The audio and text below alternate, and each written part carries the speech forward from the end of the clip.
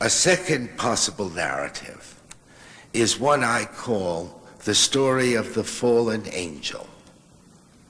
I use a religious metaphor here to emphasize the point that what I shall describe is not merely a method or an epistemology, but a narrative, a story, and one of almost universal acceptance.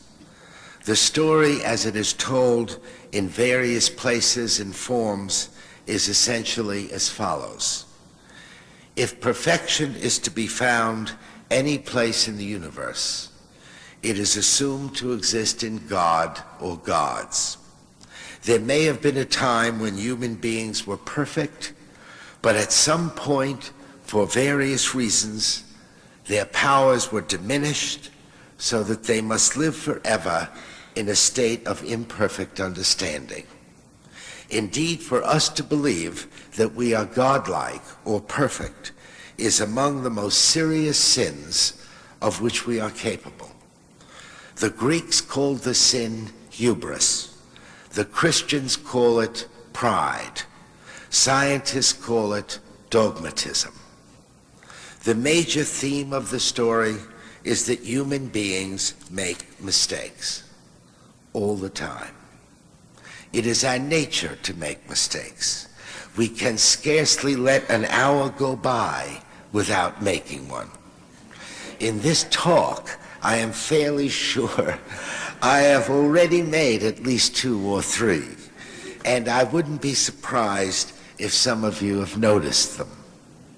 That we may be mistaken, and probably are, is the meaning of the fall in the fallen angel.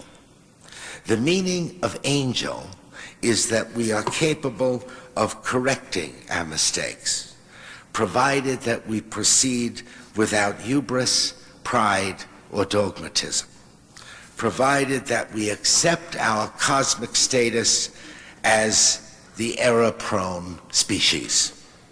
Were the story of the fallen angel taken seriously in school, we would have a curriculum that does not see knowledge as a fixed commodity, but as an ongoing struggle to overcome human error. In fact, the curriculum would be the study of error and our heroic efforts to overcome it. Our students would know that their textbooks are filled with errors, that their teachers' minds are filled with errors, that their own beliefs are filled with errors. But they would not be disheartened or shamed, for they would know that in learning, we may correct our errors, and that the worst sin is to immunize ourselves against correction. Such a curriculum would have as its purpose to cure ourselves of the belief in absolute knowledge and to promote the idea that we are dangerous to ourselves and others when we aspire to the knowledge of gods.